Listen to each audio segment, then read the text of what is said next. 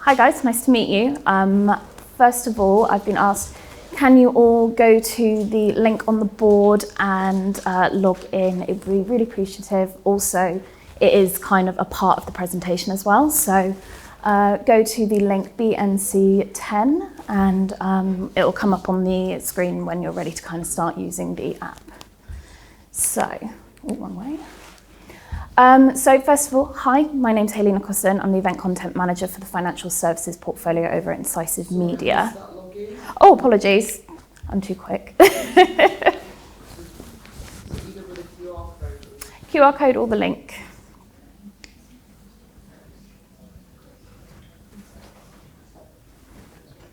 Everybody got it?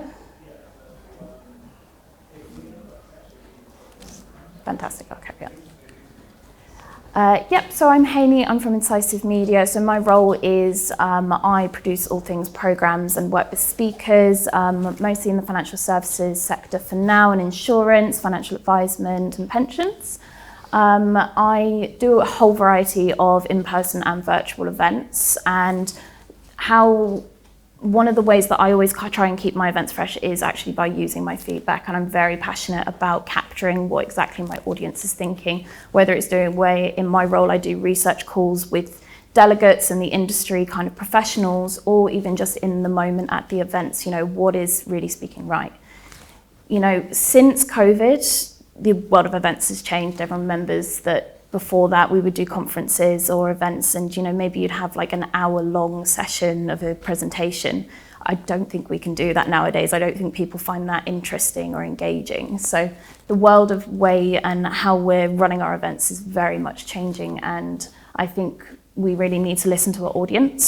So in this session, I'm not going to talk to you about anything revolutionary. I'm going to tell you this now. I'm not going to bring in some of the most innovating thoughts and ideas. I'm actually going to bring together really basic concepts, but how we can really attach that to how we should be going into kind of the next stage of events and what's going to engage our audience. So first of all, really the importance about attendee feedback. I'm actually seeing a lot more people going, what's the point of feedback? Do we actually use it? And the thing is, people aren't actually using it properly, but we need to really know how to capture it and then how we can use that to work towards our next events. Next is around questions and language. And the thing is, language is really important when getting feedback. You can actually have an enormous amount of bias within your questions just based on the language that you're using. So I will cover that. Then also, how do you incentivize people to do it? I mean, we all know that people don't fill out post-event feedback forms. It's, how much, what you reckon, like maybe less than 10% of your delegation half the time. So I want to talk about how you can get people doing it on the day, and it's also not a burden. It's not constant, right, now do another poll, do another poll. And then after that, just how you select the right questions to benefit your event strategies.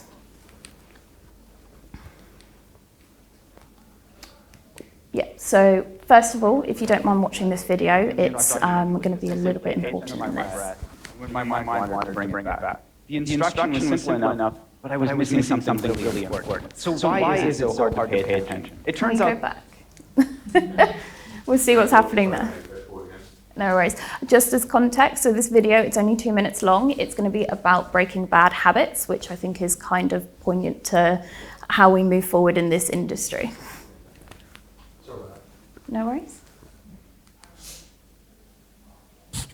When I was first learning to meditate, the instruction was to simply pay attention to my breath, and when my mind wandered, to bring it back. The instruction was simple enough, but I was missing something really important. So why is it so hard to pay attention? It turns out that we're fighting one of the most evolutionarily conserved learning processes currently known in science. This reward-based learning process is called positive and negative reinforcement, and basically goes like this. We see some food that looks good, calories, survival. We eat the food, we taste it, it tastes good. Our bodies send a signal to our brain that says, remember what you're eating and where you found it. See food, eat food, feel good, repeat. Trigger, behavior, reward. Well, after a while, our creative brains say, next time you feel bad, why don't you try eating something good so you'll feel better? Same process, just a different trigger. Maybe in our teenage years, and we see those rebel kids outside smoking, we think, hey, I want to be cool, so we start smoking. See cool, smoke to be cool, feel good. Now with these same brain processes, we've gone from learning to survive to literally killing ourselves with these habits. In my lab, we studied whether mindfulness training could help people quit smoking. Now with mindfulness training, we focused on being curious. What? Yeah, we said go ahead and smoke.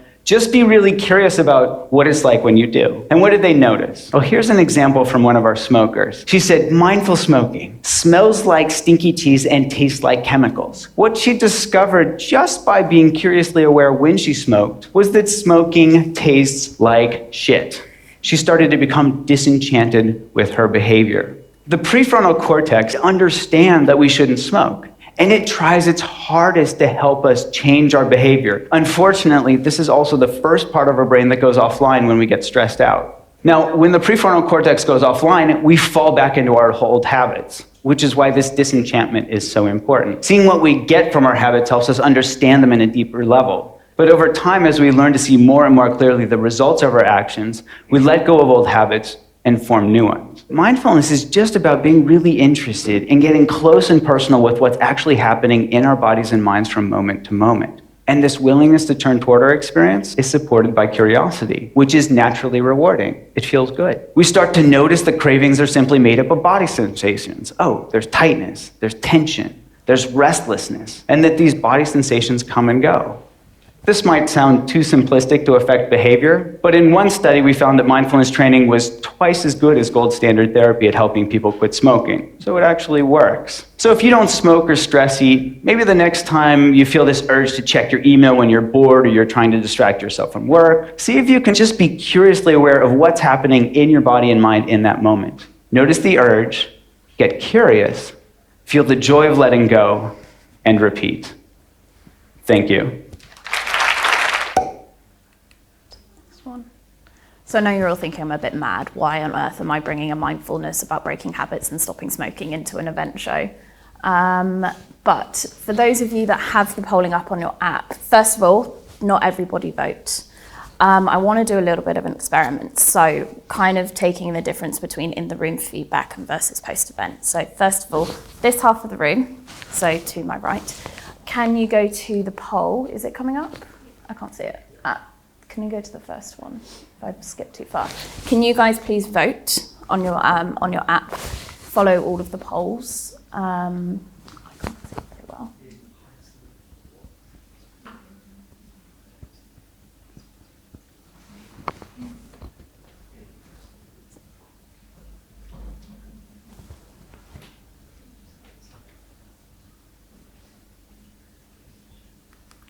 So next. So next is, so first of all was just what did you think of the subject? Next being what do you think of the speaker's delivery? So rating on a scale of 1 to 5, 5 being higher, so 5 positive.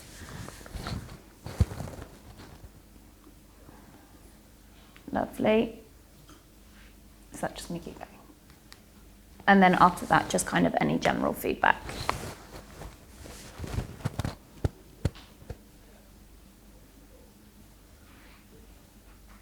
There we go. Will do. Are those going to stay on the app? Are they going to stay on the app?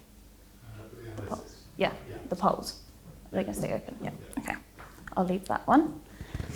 So I know, yeah, you're all thinking a bit bad, but really, rather than you rating my opening, which is probably just going to hurt my self-esteem, I'd rather you watch a video and do that as kind of an example of a way of taking along feedback. So I'm going to go through kind of a process about taking attendee feedback, and then I'll come back to that example later on. So first of all, I want to discuss really why is feedback so important. So first of all, it provides us with a reality check as to what we're doing. I mean, you know, I think we can have an idea about what we want to deliver and also how we're delivering it, and we're going to think that's great. But from the attendee and the delegate perspective, is that what they were experiencing? Is that what they want? And actually, from an organizer perspective, things might look great, but there might be some real fundamental infrastructure issues from the customer delegate journey as to how they're approaching the event, how they're registering, whether it's them finding out how to get to the event or just their general experience online. So then we can use that to understand if we've actually met their expectations. We all want to. We want to, know that we've delivered on exactly what we've promised. but there might be something that maybe we've overpromised and undelivered on. And then after that, it's just also, it shows value, that we value their opinions and their thoughts. And at the end of the day, we put these events on for our attendees and for our partners and everyone that's really involved. So would we really just put an event on and not hear what they thought about it, and also what we can do next? So challenges today really surrounding feedback. First of all, it's fantastic how much we're doing around sustainability and ESG measures. You know, we're trying to remove paper in, you know, all of our events, taking away forms and, you know, programs, but it's maybe switching for more digital aspects. However, I think we all know that there is a massive issue around that where people aren't filling out feedback forms. So when they're not responding to that, we don't have any data or feedback that actually we can use to improve our next event. Also, quality and quantity there diminishes once somebody leaves an event. First of all, how many of you have been to an event and then you've had a really, really bad commute back home? Somebody on the tube has annoyed you, somebody's cut you off when you're driving, or you've missed your train, and those bad feelings are actually going to psychologically impact your thoughts of that entire day. So how an attendee is feeling about their event, that could change if they've had a negative experience once they've left.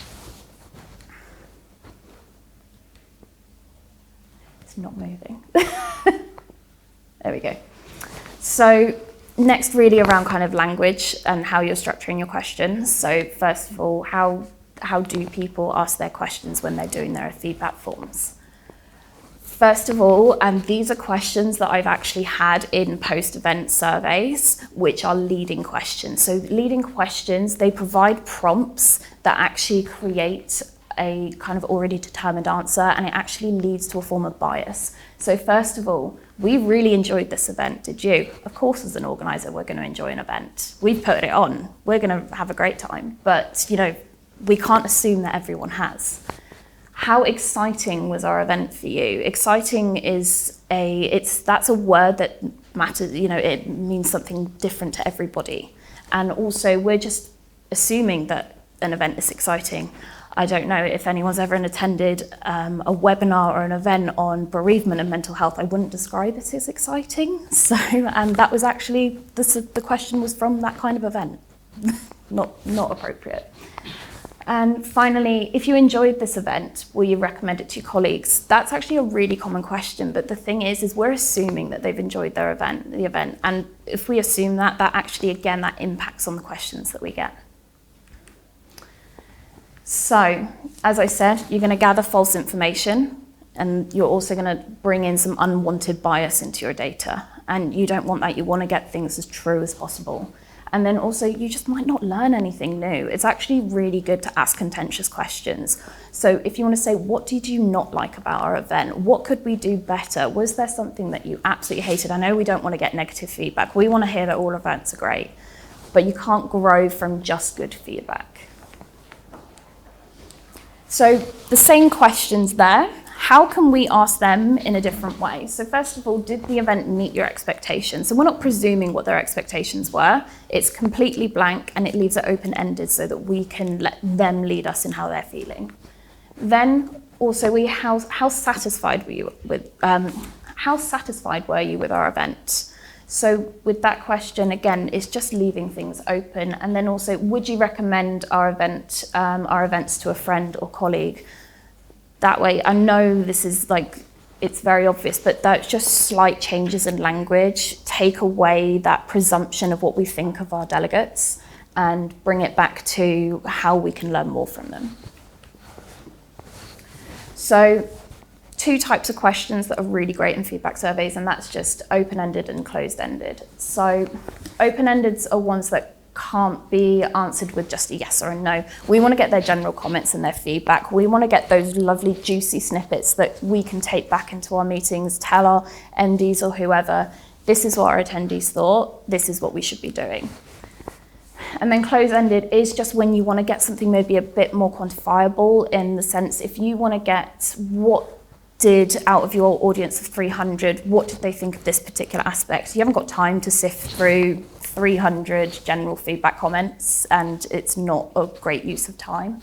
So using a yes or a no or a rating scale, those two are really the best ones. When you start bringing things into maybe multiple choice at an in-person, like when you're taking feedback on the day, it leaves it up to too much speculation. And also when you're doing it over and over and over again, you don't want to complicate the matters even more. You want to make it as simple as possible.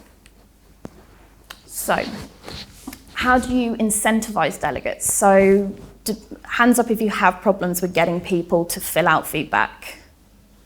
Pretty much everybody, yay. It means I'm not talking about the wrong things. So I kind of want to open up. Does anyone do any incentive programs for filling out feedback at the moment? Anyone? Yeah? We don't give the slide decks to attendees until they fill out the feedback. So you're holding information from them, and that's the information they want, and I think everyone's probably done that. Yeah, absolutely. Anything else? Yeah? We give out t-shirts. T-shirts. Oh, if they do the feedback forms. Yeah. Nice. Pajama shirts later on. Anyone else? Yeah? Discounts, fantastic. Yeah, all of those things I think are really great, but I think there's always one thing that people kind of forget, which I think will always incentivize delegates. And this is the one that I like to use, and it actually genuinely works, and that's prizes. And if you promise somebody an Amazon voucher, a John Lewis voucher, an Uber Eats voucher, Expedia, get them to book a nice hotel somewhere, you'll find that people will actually start to deliver on that feedback. But if you don't want to, the other thing is I want to talk about is around budget. And I know that, because I've worked in events companies where I genuinely, for my whole production of an event, and that's looking at programs and freelancers and speakers and engagement, I have a whopping £250 to somehow deliver a really nice large-scale 150-person conference. And it's difficult, and it is difficult. And so I really appreciate that not everyone has, the thousands of pounds budget that some organisers have. So when I go to events and I see all this wonderful stuff about engagement and gamification, and you need to buy this really expensive package that's going to cost you something every month, but you can only buy it for 1 year, it's really not helpful. So I'll kind of come into some of the options that are out there. But there is another option if you don't have like a big, £250 voucher that you can prioritize out your budget to do this. Another thing you could do is maybe like a top 10 or a top 5, and you can give everyone like a £10 Amazon voucher. So then you're only really spending about 50 quid. But that's also even sometimes doing it as a top 5 is more of an incentivizer, because some people think, I'm not going to get that top place. Somebody's going to do way more than me to kind of come back on that.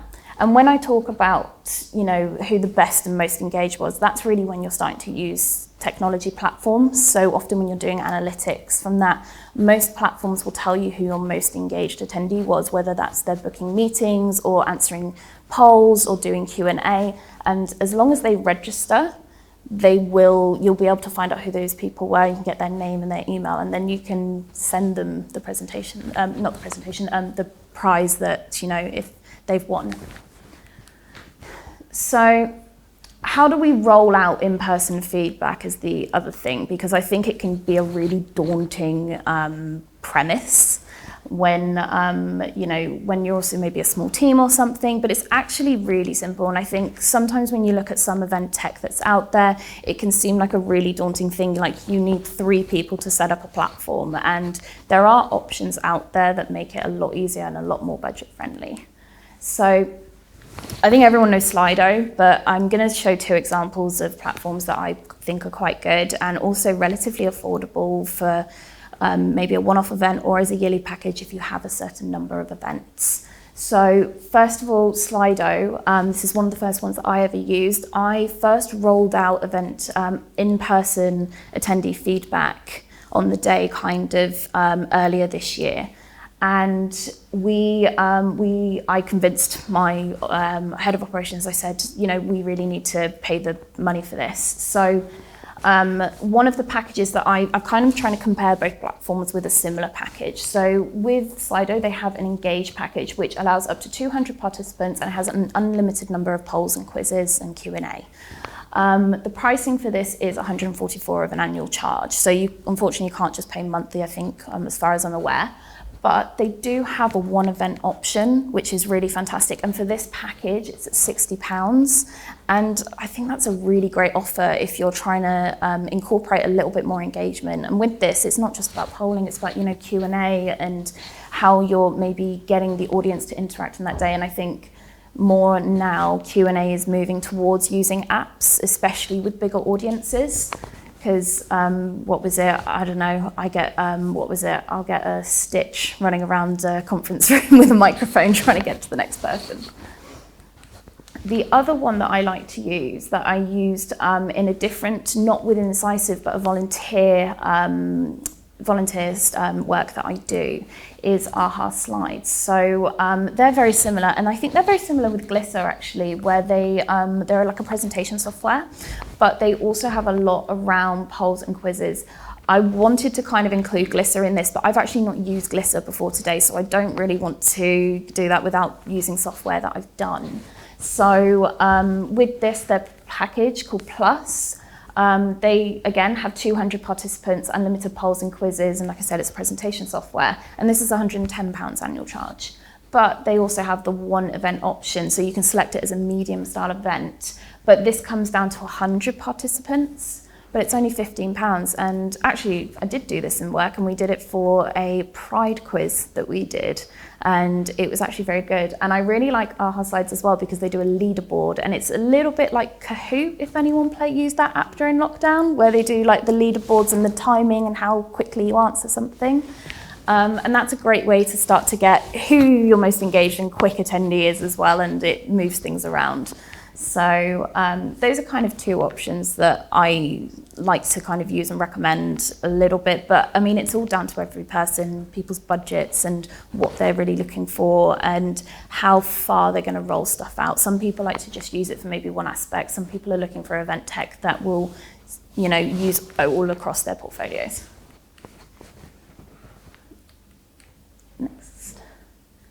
So how to also get them actually using it, because that's the thing, on the day, are people really going to be signing up and doing it? First of all, email them before to get them aware of the incentives. So put a really nice kind of, email together, say, log onto the platform, get signed up, set up your account ready to go. And then also, if you do this loads throughout the day, you might be in a chance of winning a John Lewis voucher. And some people really love that idea. Also, use your host and chair to do a demonstration during the opening remarks. So what I like to do is I get to ask who's had tea or coffee this morning, and then maybe a fun option at the end going, I have no idea, I haven't had anything, I'm completely dehydrated. And just get it keeping kind of light and fun. That's a really great way to do it. Or, you can do stuff like, how did you get to the event today? Did you go by car? Did you walk? Did you cycle? Did you get the train? Any way that you think might, just kind of keep the audience light in the day. And then incorporate reminders into speaker presentations, and also using Q&A features really helps with people, because if that app is constantly open on their phone, they'll just keep using it. So once you've done a Q&A, you can have the poll come up at the end to get their feedback. And then it'd be like, oh, right, yeah, okay, this is what I think of the presentation, here's some more feedback. So next is kind of how are you using your feedback to improve your next event? And I think a lot of people kind of already know this really about feedback, but I think it's good to cover in case there are some people that aren't doing it, because there are companies out there that don't. So first of all, think of the questions that you want to ask. So what do you consider as the key areas of your event that you want to improve on? Is it the program if you're doing a conference, or something like this, an exhibition with seminars? Is the content kind of meeting what you guys want to be, your attendees want to be hearing about?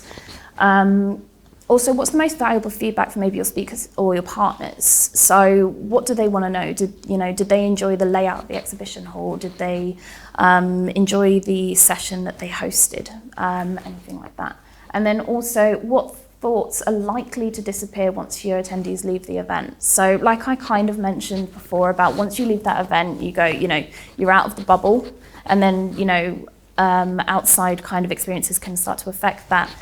how people think about your speaker, or how they think about your food, or anything kind of like that, you don't want that to be, you don't want that to be lost. And I think it's really important to make sure that you're capturing that whilst they're there. So a couple of options.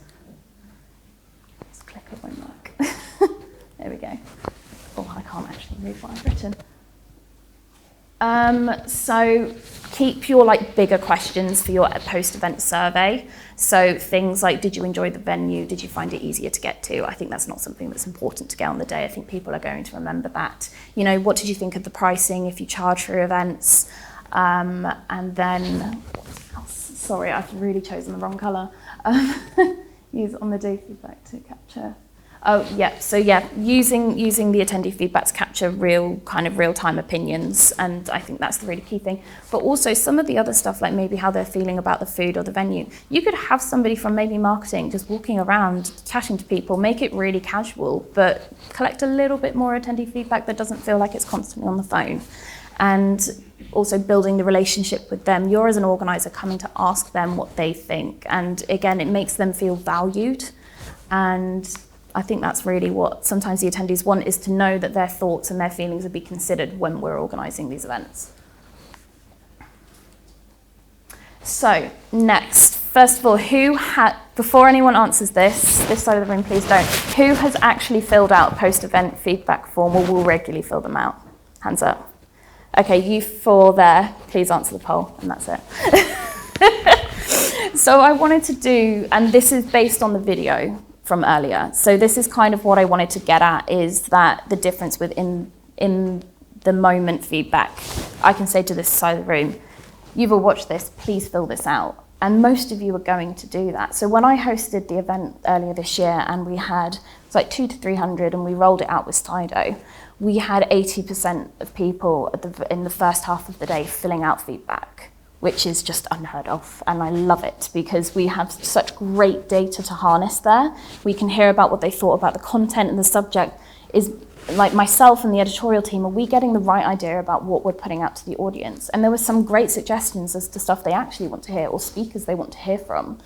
And then with this, I kind of want to simulate, if you send a post-event feedback about the event afterwards. It's been 15 minutes since we watched the video. Does anyone really kind of remember some of the content around that and what was said? I've said a lot of other stuff after that, thrown a lot of information at you, a lot of big, kind of highlighted words. And so are people really thinking about exactly what was said in that 2-minute video right now?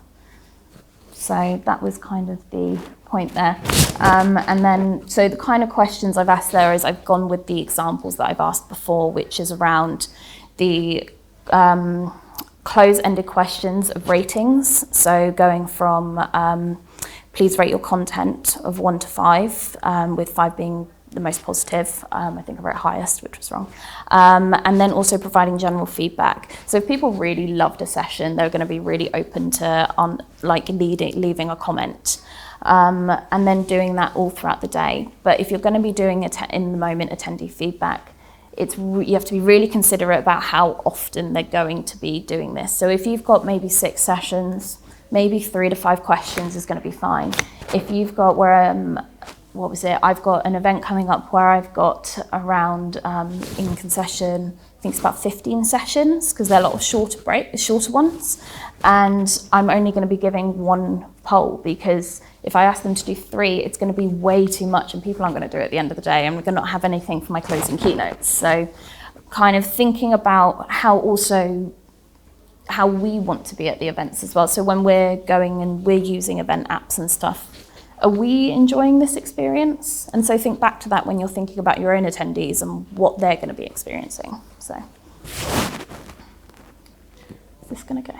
So, how are you guys going to go forward with your feedback surveys? I think they're very important. I think it's a great way to kind of how we're going to go forward with improving on our events. And I think everyone can kind of admit now, since post-COVID, we have to keep doing more and more to better each event every year, if it's an annual or if it's a series, and how we're going to make it better for our attendees. So I think harnessing feedback right now is a really important subject. So I hope you enjoyed my talk, and if anyone's got any questions, happy to take them. So there's questions. Can you read them out? I'm sorry, I can't read. I can't read them, they're too small. How do you educate speakers to include audience engagement features during their presentations? Have I ever picked speakers? Or How do you educate speakers? How do I educate speakers? So I actually like doing demonstrations with them. So I've got kind of a mock-up presentation, which I do. I've got it on kind of general, like a mental health subject, because I find that's a very easy one to talk about and explain and how we can incorporate it. And through that, I kind of get them doing a demo. Also from an organizer perspective, I'll be on the background kind of moderating with an iPad. So making sure that those polls are going through. And I also say to them, people don't really want to sit through a presentation. I know I've just done a presentation, but a presentation for 45 minutes or so without kind of being engaged in that. It's like sitting there for 45 minutes, getting you guys to do something, whether it's watch a video, do a poll, ask you guys some questions. It makes it a little bit more engaging of a session. I think people kind of use the fact that people say we have much more shorter attention spans, that we don't like to watch stuff for 45 minutes. I actually disagree with it, because we do watch stuff, we watch movies, we binge watch Netflix. Like, I mean, who's watched 8 episodes in a row without even blinking? Well, not blinking, but taking a break. And so I don't think that's right, but it's that they keep you engaged, and they have moments in there that are going to keep you tied in. So I find that in bringing in gamification and technology into presentations as well actually really helps, and keeps the audience feel like they're involved. What's the next one? What would you suggest for incentivising public sector clients to fill out feedback if you can't suggest monetary prizes or gifts? Incentives, if you can't do money or gifts. The point about slides is always really good. I think we've all been doing that for years. And the other one is, that is a tricky one, and I wouldn't have the answer for that. But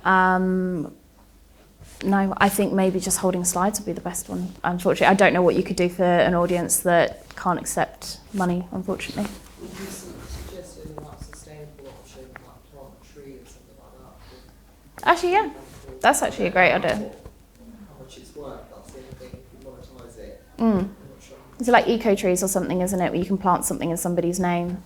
That might be a really lovely idea. Something to post on their LinkedIn's, isn't it? The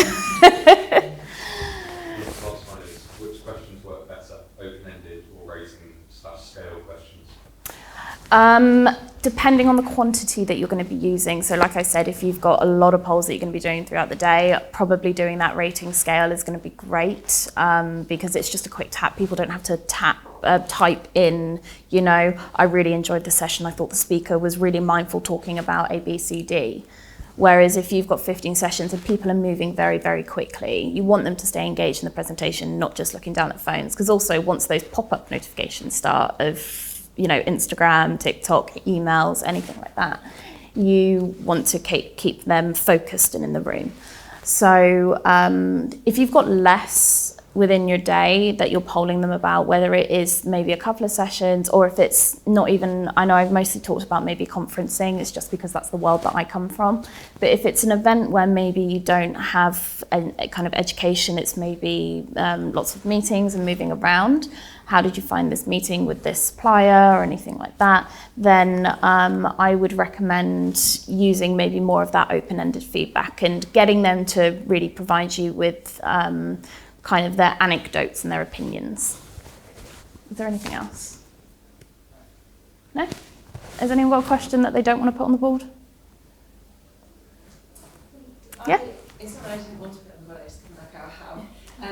But you were talking about using really neutral questions, and it's something that I'm quite conscious about with language. Do you ever find that you get, in inverted commas, worse feedback from not having said, did you think we were super great? And if you do, then how do you explain that to stakeholders? Oh, so when we get negative feedback. Yeah. So I kind of always like to use the fact that negative feedback is the way that we grow as an event, and it's always how we learn. And if anyone can do an absolutely perfect event with no issues, then congratulations, you absolutely deserve a medal, because we've all been there where something has gone wrong. Tea and coffees haven't come out right. My biggest feedback I always get, especially when I used to do like education and health and social care events, was I would host in hotel rooms, hotel conference rooms and, you know, those kind of venues.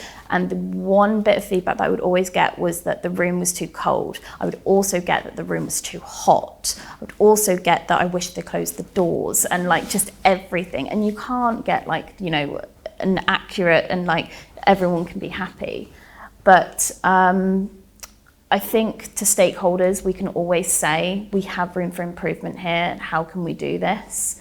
And also highlight the positive feedback. Like, that's the main thing, that's what they want to hear about. But you can say, you know, they had an issue with the venue, like, can we look at somewhere else for next year? And maybe with the partners and stuff. I've had it where I've had a sponsor of mine maybe do a pretty bad presentation and they get some really, really negative feedback. And there's the way to spin it there, and you can say, you know, people really didn't respond to this content. And in this case, it might have been a subject that they selected rather than speaking to me as a content manager. I say, how about next year you speak to me, let's work through what exactly you guys are trying to put forward this year and how can we make this better for you? So also, whilst we can just try and make a spin on bad feedback, but it's just a way to grow. Does that answer your question? Yeah. A little bit. The other thing that I was that angle is, you know, if we're saying we want 90%, so from a kind of events planning side, if we want as a team 90% of our feedback to be 4 stars and above on the general events level, I guess we report kind of up to management as well as kind of saying, you know, we're doing a good job on events in general. So yeah, spinning that as well rather than just kind of related feedback. I mean, 90% for 4-star and above is a high number, especially depending on what your audience size is going to be. Because if you've got a smaller audience of, let's say, 50, but let's say 10 people of those people put 3.5 or 3 or whatever, they've had bad fish for lunch, I don't know, and they put a lower score, then that's going to really affect your margins. Whereas, yeah, maybe for like a 200-person audience, then the margin is, you know, margin for error is kind of less in quantity. But I mean, you'll just highlight the good things, and you will have great feedback. There are always people that are just like, yes, I love to be here, I love to be out, I'm so glad I'm not stuck behind a Zoom screen anymore. And, you know, that's why people are so interested in events and coming to in-person now. There's also the issue around retention, obviously with the delegate numbers and that's another thing. But I think you can also start to incorporate that into other feedback if you are still doing post-event, asking people why they don't come along. And that's something also to take to as another form of negative that could be used to spin to a positive. How can we improve retention? And that's a whole other subject that I could talk another 20 minutes about. But and sorry, did I answer your question at all? Because I went off. Anyone got any other questions? No? Well, thank you very much for letting me talk. I know, again, basic concepts, but bring it together into something and you can really kind of elevate the event experience and how also you get your attendee feedback by incorporating a tiny bit of tech that is going to help your events going forward. So thank you very much.